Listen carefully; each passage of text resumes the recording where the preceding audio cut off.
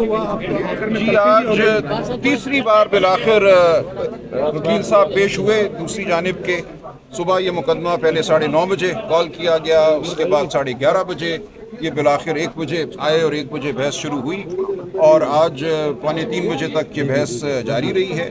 اور ہماری نظر میں جو کچھ بھی کہنا تھا دوسری جانب سے وہ کہہ دیا گیا ہے. ان کے پاس ہماری نظر میں کچھ ٹھوس بات نہیں ہے کرنے کی. قانون اور واقعات کے خلاف ایک بحث کی گئی, لیکن جو بھی ہے یہ بحث اب ہم سمجھتے ہیں اپنے اختتام کے قریب تھی کہ وکیل صاحب نے مزید بحث کرنے سے انکار کیا.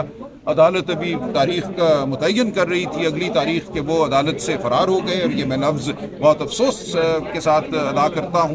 ایسا نہیں ہوتا. ہمارے کچھ قواعد ہیں, کچھ ہماری روایات ہیں.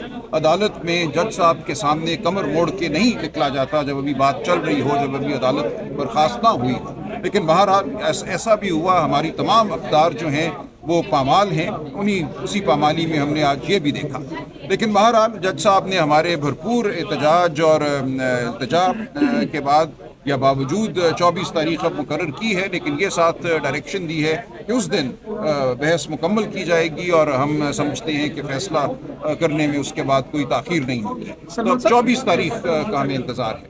یہ بتائیے کہ 50 صفحات پڑے گئے, اس سے بھی زیادہ صفحات, کیا ایسی بات تھی کہ جس سے لگتا ہے کہ جناب کچھ بھی نہیں ہے جناب. کچھ بھی بار بار کمپلینٹ پڑی گئی, بار بار ایک مذاقہ خیز ایک سٹوری, ایک قصہ بیان کیا گیا جو میں دہرانا بھی نہیں چاہتا. وہ اتنا مذاقہ خیز ہے کہ دھرنے کے وقت وہ فرماتے ہیں کچھ ہوا اور میں بڑا احتجاج کرتا رہا اور بار بار احتجاج کرتا رہا اور میں کچھ بھی نہ کر سکا اور کچھ بھی نہ کیا میں نے.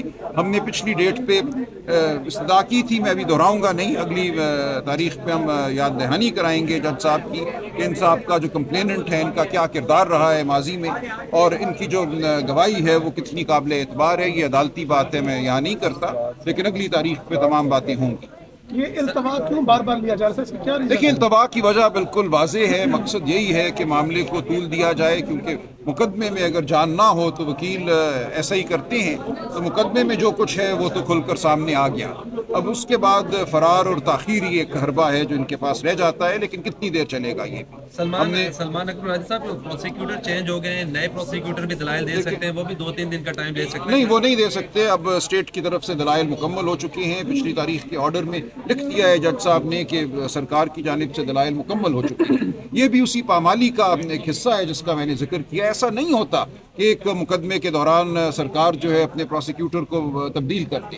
انہوں نے انتہائی میں سمجھتا ہوں منصفانہ بحث کی. جو قانون ہے اس کے مطابق پروسیکیوٹر صاحب نے پچھلی تاریخ پہ یہ کہا کہ کوئی مقدمہ نہیں بنتا, کوئی اختیار سماعت اسلام آباد میں عدالت کو حاصل نہیں تھا, اور اس کے بعد ان کو اچانک عید سے ایک دن پہلے چھٹیوں کے دوران تبدیل کر دیا گیا اور ان کی تقرری کہیں اور کر دی گئی.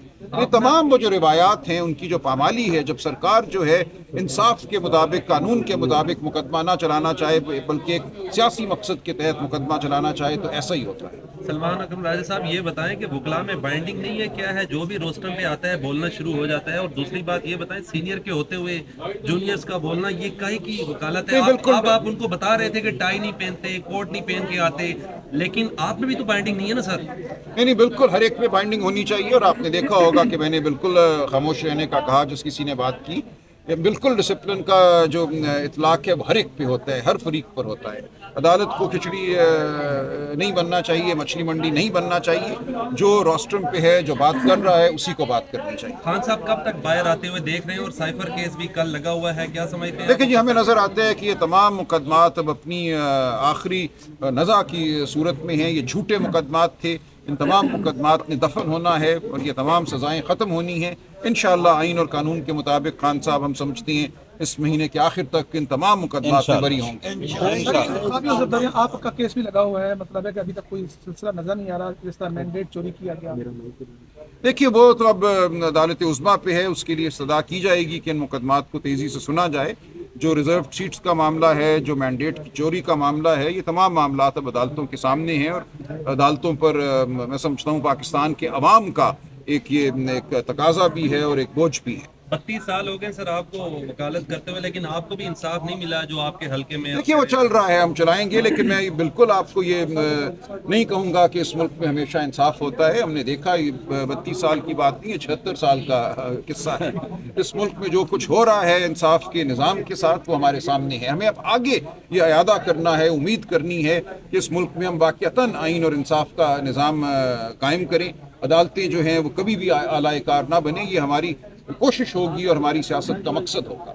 सर समाज के आखिर पे आप तल्ख हो गए थे, क्या वजह था? नहीं, कोई तल्ख नहीं हुए जनाब। देखिए साइंस का, अलजबरे का और मुख्तलिफ जो है कहाँ के लेसन। देखिए अगर वो ये फरमाते हैं वकील साहब कि मैं 5 घंटे मजीद अभी बहस करूंगा, तो हमने यही कहा कि अगर ये एनसाइक्लोपीडिया ब्रिटानिका आके पढ़ना चाहती हैं तो अदालत उसकी इजाज़त नहीं देगी। अदालत ही ने डिसिप्लिन जो है वो कायम करना है और कराना है। तो इतनी गुजारिश थी हमारी। ये बताइएगा कि बुशरा बीबी ने इल्जाम लगाया था कि उनको हार्पिक डाल के पिलाया गया, लेकिन उनके जो डॉक्टर हैं वो तो कहते हैं कोई ऐसी बात नहीं देखिए मैं इस बारे में कोई मालूमात नहीं रखता, ये मेरे से मुतल्लिक मामला नहीं सर है। ये समाज आपकी मस्जिद कितनी क्लाइंट चलेगी है इस केस में? शहबाज उस्मान गिल साहब की क्लाइंट है। ये देखिए इस मामले के हवाले से मेरी कोई गुफ्तगू नहीं हुई। हर चीज़ में तो मैं उनका वकील नहीं हूँ। सर ये शुक्रिया वाला जी। मामला मस्जिद कितने समय तक ले सकता है? देखिए मेरा ख्याल है अब 24 तारीख रखी है जज साहब ने, इसको 24 को ही ख़त्म हो जाना चाहिए, ज़्यादा से ज़्यादा 25 तक। Thank you. बहुत शुक्रिया।